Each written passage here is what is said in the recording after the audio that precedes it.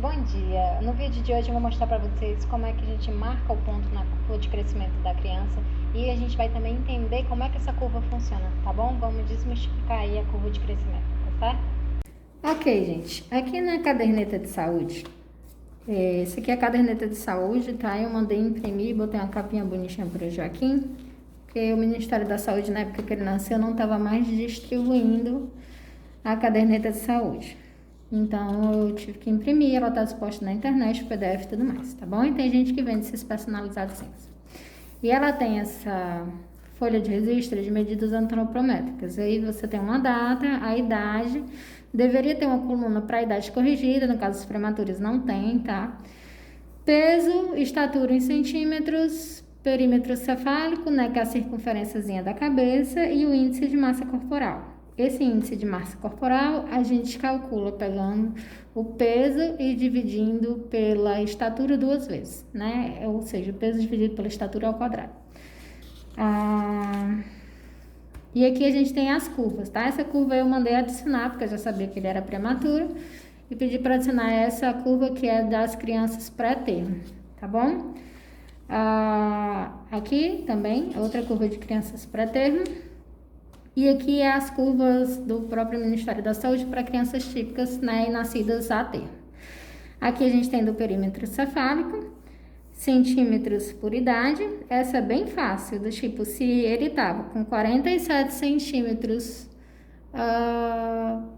de perímetro cefálico, com essa idade de 8 meses, aí você pega os dois pontos e marca no gráfico. Então, assim, é um fácil de marcar.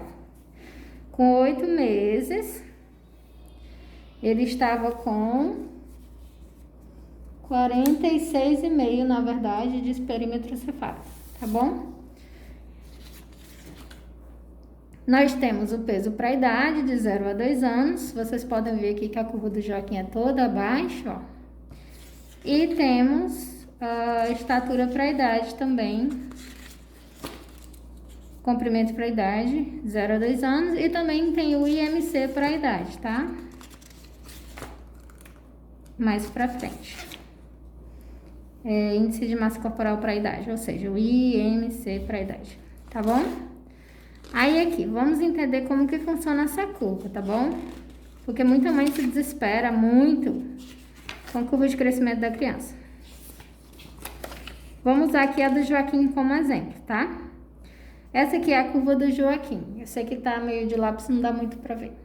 Quando ele nasceu, ele começa assim meio dentro da curva e depois ele vai saindo. Mas ele sempre teve uma curva ascendente, nunca deixou de ganhar peso.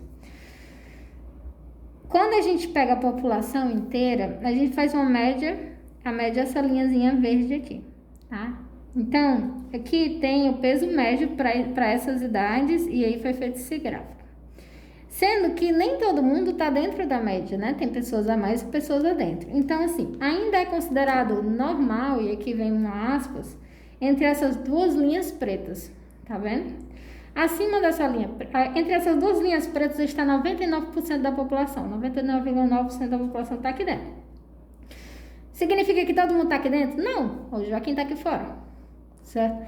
Significa que a população típica geralmente está com peso, ou se for o gráfico de perímetro cefálico, ou se for o gráfico de altura, aqui nesse intervalo, certo?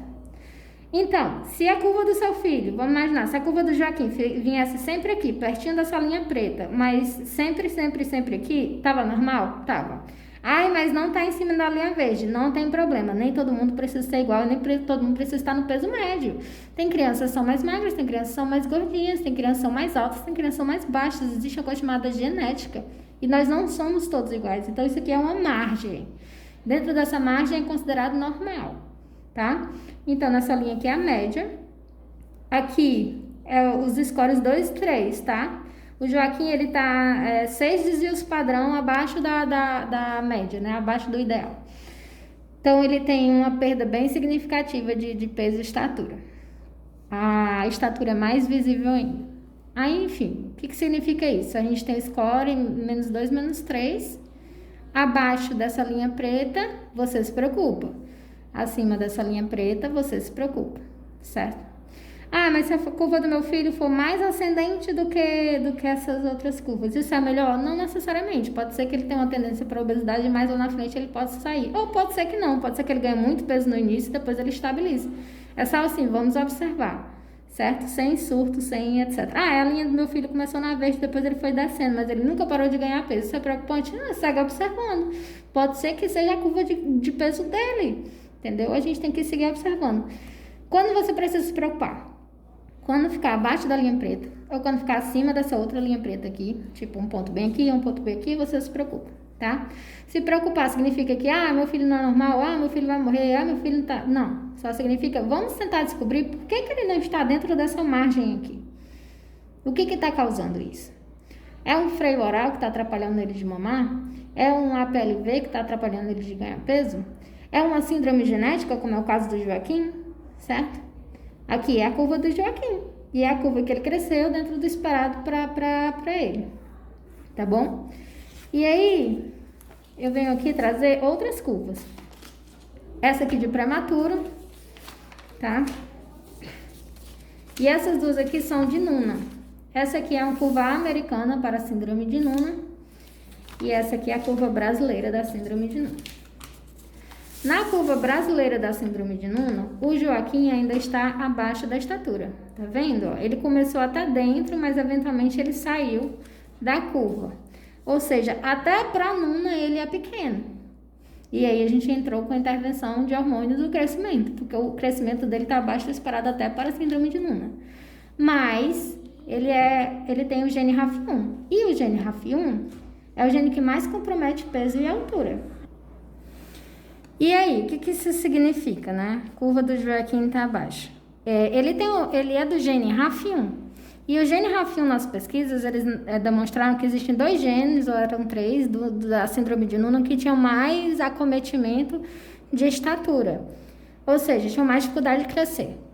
E o RAF1 é um desses genes. Então, assim, meio que é esperado, porque essa aqui não é a curva de síndrome do RAF1, né, de todas as rasopatias. É uma síndrome de Noonan, de todos os genes. Então, tem genes que crescem com mais facilidade, tem genes que crescem com menos facilidade. No caso de Joaquim, a dificuldade é maior, certo? E a curva demonstra isso. Mas ele também sempre tem uma curva ascendente, ou seja, ele nunca teve perda de peso. Teve uma época que ele teve uma estagnação, ó, não sei se dá pra ver, mas ele teve uma época que ele parou de ganhar peso, tá? Mas sempre ganha, assim, nunca perdeu peso. Então, a gente sempre tá de olho, mas assim, nunca foi motivo para qualquer outra medida, porque ele era uma criança que comia bem, que estava dentro do desenvolvimento da síndrome e tudo mais. Então, é isso que a gente tem que estar de olho, tá? Tem crianças que ficam abaixo ou acima e estão normais. É assim, delas, tipo, na nossa família não é alta e o Joaquim herdou isso, né? Então, é uma coisa que a gente tem que perceber também. Se você olha no IMC, já temos outra realidade, ou seja, o peso dele para a estatura está muito normal, né? Tá até assim, bem ascendente, ele sempre vem ganhando, se duvidar vai até sair, talvez chegue num peso acima ou sobrepeso. Mas, por enquanto, está bem dentro do normal, né? Ou seja, ele tem um peso adequado para a estatura dele que não é tão boa por uma questão genética, e a gente sabe disso. No caso, se você tiver uma criança típica,